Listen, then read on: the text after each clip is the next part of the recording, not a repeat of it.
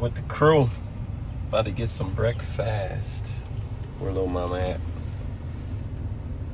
Trisha Finger, where are you? Now she don't want to play.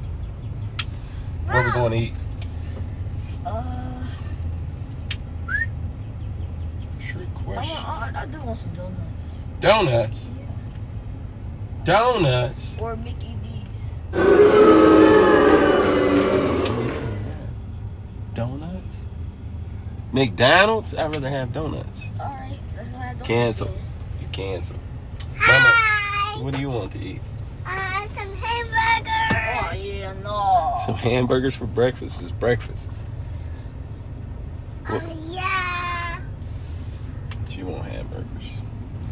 I want clothes on Sunday. Yeah, my Chick-fil-A. No, my God. What? What's wrong with Chick-fil-A? I do not like Chick-fil-A. It made my stomach. No Chick-fil-A for you? So, I gotta get another breakfast. Let's do for you. We can do some homemade. Donuts. Just stop by and give me like 2 donuts. That's a negative. It's only like $3. 2 donuts from where? Dunkin' Donuts. That's only how much? I don't know. How much do you got on it? Never mind. That means nothing. So, we go cruise and get some breakfast. Just waiting on the wife to come outside, which might be another hour. So, by the time we leave, it might be lunchtime. So, what do y'all want for lunch? I know what she want. Culver's. Hamburgers. I want some Culver's. Now, we all can agree on Culver's. You know Culver's is the lick. I'm with that. Not no Chick-fil-A. Dude, stop talking about Chick-fil-A like that ain't the best place to go to. How did you get out of your seat? Get back in your seat. Thank you for finding that. I need that. These are my tools. Hey, Daddy. Hey, Patricia. What's my turtle? What? What? Why she look like that? Big boo. So get over here. Get over here! It's a Papa Shoe, guys. Y'all want to do a prank? Papa Shoe. Papa Shoe. What is that? It's Papa Shoe. Okay, show me how to do it. Papa Shoe. Paw Patrol is what you saying? Yeah. I said Papa Shoe. You trying to do rock, paper, shoot? Rock, paper, scissors, shoot. Papa Shoe. Uh-oh. Shoe. Look, B. Look, BJ, Rock. who's gonna win? Look, do it. Papa Shoe. Look, turn around. Shoe. Why you gotta be so loud? scissors, shoot. There she go. Oh, finally. Papa Shoe. Finally. I can't even see her. Get back in your Give me a seat, car B, so in the we way. can go get some donuts. Get in your seat, hurry up. So we go eat. Put your seatbelt on. Quack, quack. No. Say bye. Quack, quack. Bye-bye. Finally got some good breakfast in our system. And Y'all know where we had to go. The one and only. It's my What? Hello. Worse than your mama. Hello. Hello. Getting our oil change right now. Hopefully they can get us done quick because I got some stuff I need to get done this morning before this rain start to hit. What you doing, Trish? Where's Javen at? Is it him? Javen. He's back there laying down. He don't want to be bothered today. You alright? We gotta get you a mask. Huh? You sick? Yeah. Huh? Yeah. Show your ponytail. Your fake ponytail. My ponytail is not fake. You gotta turn around so you can see Oh, yeah. it. See how I braided it all nice and neatly. Where did you get that from? YouTube. You. The hair? You order hair off of YouTube? No, I got the style off of YouTube. Oh, I've been that's- trying to do this braid, Let me. and it showed me how to do it. Take a picture with it. So you're saying this is your real hair? Yeah, it's my real hair. Hello. Just wanted to be sure. I didn't know. Yeah, okay. Hello. Can you get out the way?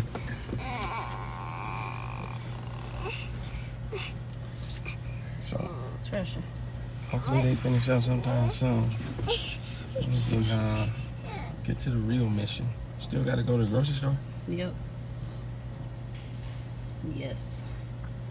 We need some I don't know where snacks. y'all at, but this corona got all our grocery stores bagged up. It's a line to get in every grocery store. Then when you get in the grocery store, you can't find nothing because everybody done picked over everything. This Well, good thing we just going for I think we need snacks. to invest in the farm. That's our next investment. We go buy Yeah, get some little chickens. we go buy 40 acres and 2 chickens and a whole bunch of cows. Can you get out of my way? Where you move? Thank you. Where you going? So yeah, we just wait, man. Girl, where you going? What's going on, crew? Hope everybody's doing well today. I just got finished with most of my work that I need to do for today. I had to pick up some material and whatnot for one of my rentals. And we were gonna actually, it was some brick. We had to do some brick work for the chimney.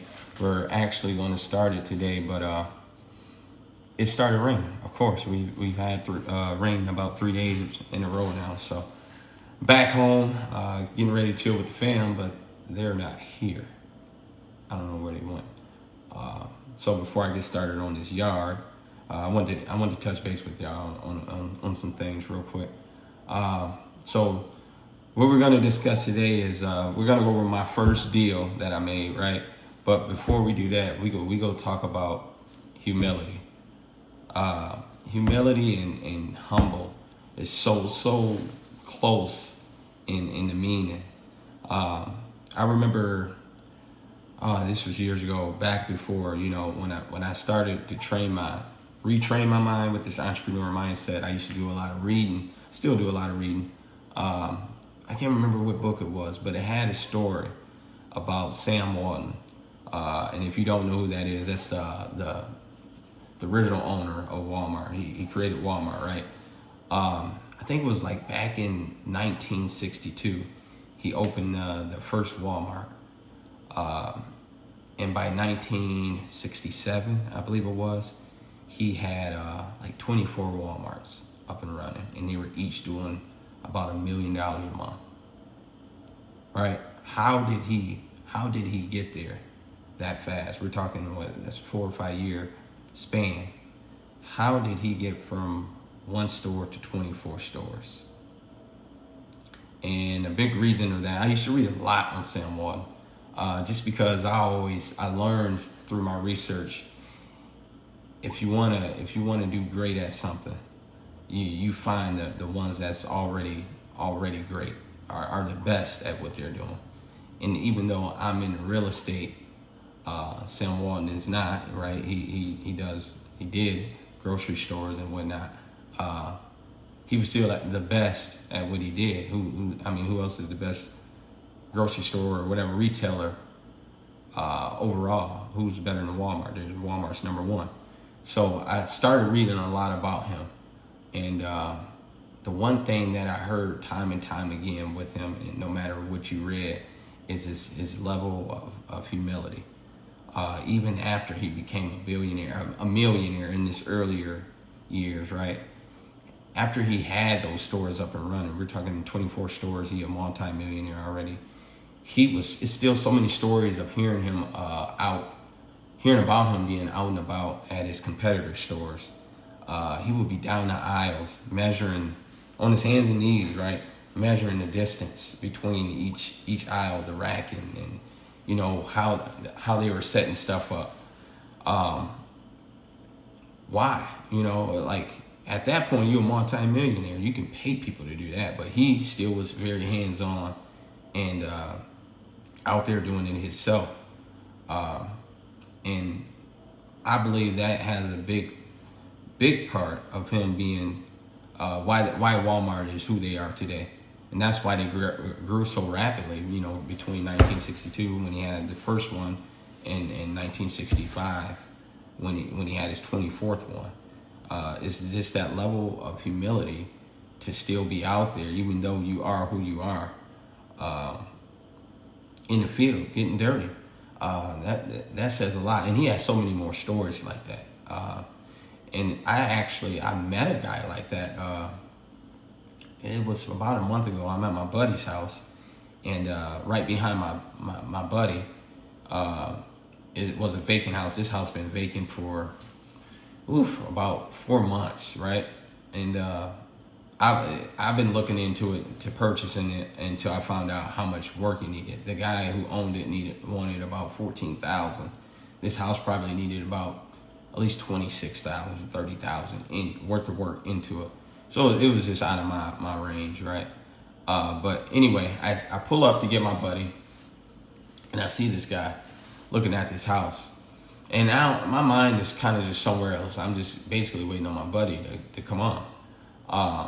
This guy comes down the driveway talking to my buddy I'm here to pick up.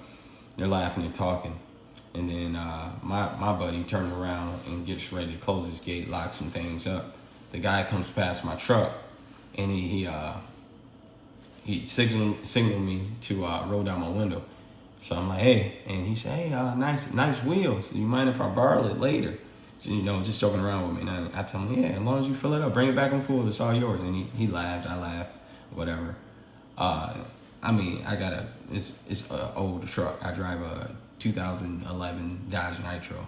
It's, you know, my work truck. So he goes, you know, about his business. He's walking around the house, the outside of the house. My buddy comes and gets in my truck, and we get ready to pull off, and then he flags us down again, and he says, man, I can't get in this house. The lockbox combination they gave me isn't working. So my buddy got out, and he was like, oh, I'll show you how to get in, right? So they go around the back. I'm still sitting in my truck. So I'm sitting there waiting on him, and I think about it. I'm like, man, this older dude looking at this house, I know he's not going to live in there. Because it's just too far gone. You have to put a lot of work into it. And I sat there and thought about, like, he must be an investor. I'm like, let me pick his brain. He's looked like he's about 70, 80 years old. An investor. He's been in a lot longer than me is what I'm thinking. So let me pick his brain. You know, I'm always willing to learn. So I get out, I walk around the house, and my buddy are talking. I asked him, hey, can I talk to you when you're done? He said, yeah, what's up? So I asked him, I said, are you buying and holding this place, or you plan on flipping it? He said, oh, no, I buy and hold. I said, oh, okay, how long have you been in it? He said, I think he said he was in it for like 62 years. He's been in the real estate game. I'm like, okay, all right. I said, if you don't mind me asking, how many doors do you have? I think he said 125 doors. Now, here's this man. He gives me his business card, tell him, he said, oh, we need to, you know, sit down and talk or whatever. But so he gives me his card, but here's this guy, man, I think he said he was 83 years old, driving this, like a 2001 Caravan, has his own business, been in real estate for 20-some years, has 125 doors, and he's still out here in the field. I know he could have paid or had somebody come out and do, you know, look over this house for him.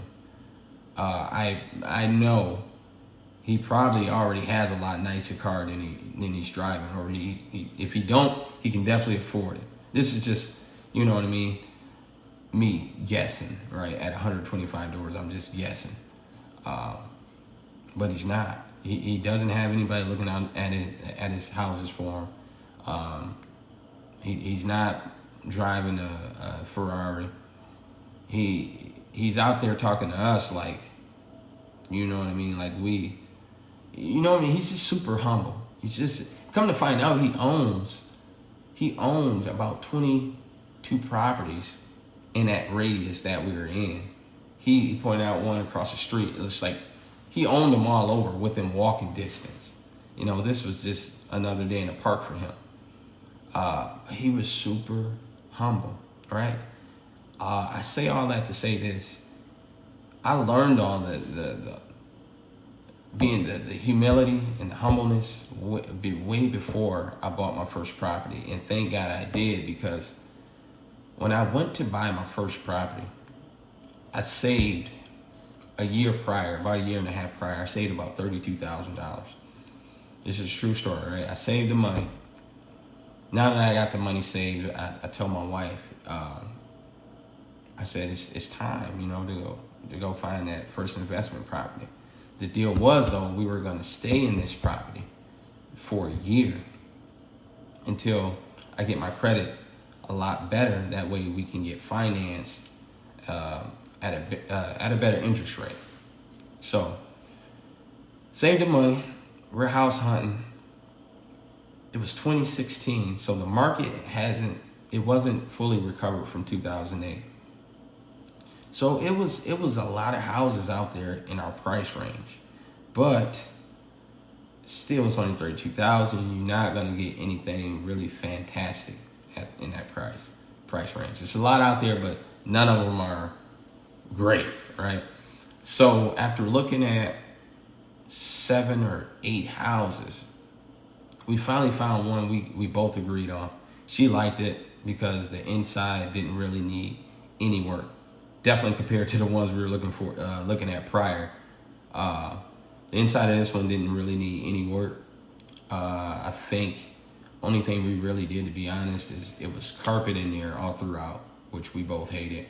Luckily, it was wood flooring underneath, so we had to resand and refinish those. Bathroom wasn't really usable. The tub was horrible. So we had to do a bathroom remodel, which we did most of that ourselves. So we saved a lot of money there. I think in total we probably put $5,000 in this place. They were asking $28,000. Because we were paying cash, after it was all said and done, we ended up getting it. It was a foreclosure too, so the bank was just trying to get it offloaded off their books. But I think we ended up getting it for $22,500, which was a terrific price. She liked it. It was 3 bedrooms, ranch style with a basement, fenced in backyard.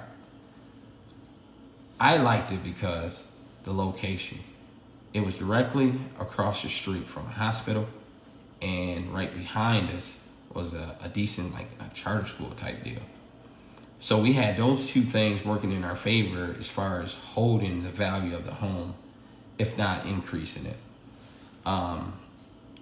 When I did the fair market value on it then, in 2016 when we bought it, fair market value was like at $34,000. So it was already worth more than what we paid for it. But it was not in the most desirable, on the most desirable side of town in my city. Was it a bad side of town, or did I ever feel unsafe? No, otherwise I would have never moved my family there. But it wasn't, if you can choose any spot in my city to live, you probably wouldn't have chose that spot. Just because you just wouldn't. It wasn't bad though. I don't think. I lived on that side of town when I was in high school. Didn't have any issues, so I don't think it was bad at all. But to the ones on the outside, a lot of family. I remember her talking to her family, and they were teasing her, saying, "We not coming over. You stay in the hood." We heard it plenty of times. You stay in the hood. And I wouldn't stay over here. This, that, and the other. So it took a lot of humility to still go through with the deal, because it was a lot of things being said. To me, I could have cared less, because I knew what the deal was. I knew we were only going to be there a year. I knew we was going to get everything we put into this property plus more, and I knew this was a good start to get this domino effect going with these properties, because of the equity we were going to have in this property. I knew all this. So when I heard that, I was happy. My wife was happy. I was happy. So and I knew we got a good deal, and I knew where we were going to go. So it didn't affect me at all. Now my wife, on the other hand, even though she knew that, it still pissed her off a little, a lot. So it just takes, what I'm trying to say is it takes, learn how to be humble and have humility now. Because if we would have folded, right, I could have easily went, I got pre-approval before any of this on accident. I talked to a bank. I was talking to banks. You got to remember, this was my first roller coaster ride. So I'm talking to banks. I'm trying to explain to them, like, I want to be a real estate investor. And I'm explaining all this stuff to them, but I'm dealing with commercial banks like your Chase banks. And they don't really care, right? They're going to do what's best for them. So I remember talking to this lady and explaining to her what I want to do. And she basically kept asking me, where you sitting at as far as your credit? Where's your credit at? Where's your credit at? So she ran my credit, and I think I just made it. I was like at a 622. And that was like borderline to get you FHA approved. She did that without really asking me, but she pre-approved me for a home. Next thing I know, I got a pre-approval for a house, and my pre-approval was for like $75,000. I never told my wife about that because I knew if I told her, we definitely wouldn't have got the house we got. And I knew that was gonna hold us back financially, our financial future. It coincided with the plan I had already made up.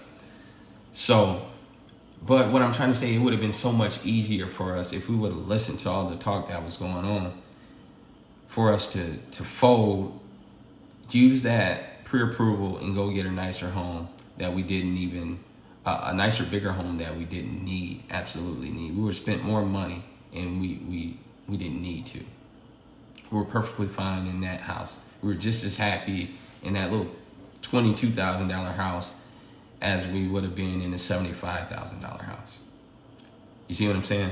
So learn the humility now before you even get started, and the humbleness. Learn it now. Thanks to us doing that, it opened up a lot of doors for us. And I'll go into the details exactly what we did, how that house helped us in the future in a later video. But I just wanted to touch on that. Just humility in itself is very, very, very, very, very important. Another thing is, before you make this first purchase, right? Research. You do a lot of research, not only in just with real estate, and do research on how to be a better entrepreneur. Read entrepreneur books. Ty Lopez is a good one. It's so many good ones. I can't even begin to name all of them. But Ty Lopez, he has a few good books out there. I'm sure all of you heard of the book Rich Dad Poor Dad. Read that. Robert Kiyosaki, I think is his name, the author of that. He has a few good books out there. His biggest book is Rich Dad Poor Dad.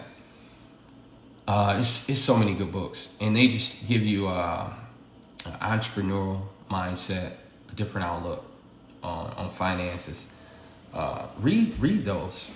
You got to understand, I have 8 units right now.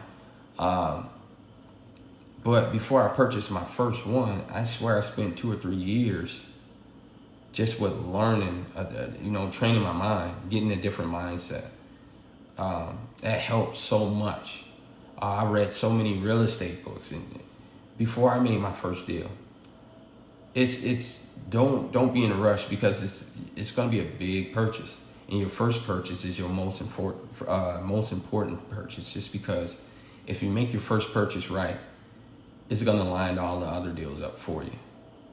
So educate yourself before you jump into it. I know a lot of people. I have a lot of friends who just jump into, I want to do real estate. or I want to, whatever you want to do. I want to do this. And then just jump into it with no education at all. Sometimes you luck out. Sometimes, people luck out and they're successful at it. But 9 times out of 10, without prior knowledge, doing your homework, a lot of research, a lot of studying, you won't be as successful. So, like I said, I put in 2 or 3 years of just reading, YouTubing before I made my first deal. These houses are not going anywhere. There's plenty houses, right? It's always somebody selling a house. It's always somebody that just want to get rid of a house. It's always tax sales. It's always foreclosures. They're always out there. So don't be in a rush. Don't think you got to race. Only race it is timing with the economy. Like right now, we got all this COVID-19 going on, which a lot of investors are waiting to see if the real estate market is going to drop. You do get better deals, like when a 08 or stuff like this happens, when the market drops. Those are where the better deals are. But I've got some really, really good deals in a strong market. We just had a really strong market before all this COVID just hit. And I purchased two homes in that market at really, really, really good prices. So it's just, like I said, with the education, you'll learn how to find a good deals in a strong market or a bad market. It doesn't matter. But you need that education. One good site I recommend if you're in real estate for you to check out right off the bat is Bigger Pockets. Become a member of Bigger Pockets. It's probably the best real estate site out there as far as learning. And also follow their Bigger Pockets podcast. It's an excellent podcast. I listen to it every week. It's veterans on the website, and it's people who are just now beginning on the website. And we just exchange information all the time as far as how to do the first deal, what type of lawyers to use, how to do your taxes, all that. Any questions you ask is on this website. I'm going to be posting plenty of videos walking you through each and every one of my deals. We just went over my very first deal. My next video, I'm going to tell you how that deal helped me get my second deal, so on and so forth, all the way up to this 8th deal. Because I want you to learn from my mistakes. One of the mistakes I made on that first deal was using my own money. It worked out in the long run, but a smarter investor what I should have done is we should have stayed where we were at in our apartment probably another year. I would have got my credit a lot better so I could get financing at a really good rate, use that financing to purchase a home in that price range, then sat on my money, kept all my money, right? It would have been some twist in that, just because it's hard to find financing for a home under $50,000, but I learned now how to do that. But I'm just saying, when you have the opportunity to use the bank's money at a good rate, use that, go that route, keep your money for a rainy day. But that's down the road, man. We'll go through that. I just wanted to touch with y'all today.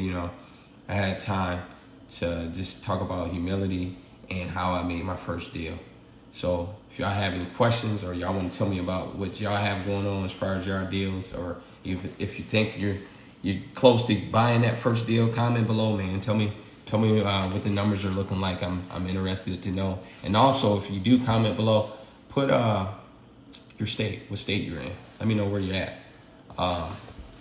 Let me know if you have any questions. Don't forget to hit that subscribe button somewhere on the screen. Just hit it so you get all the update videos. All right, I get at y'all later.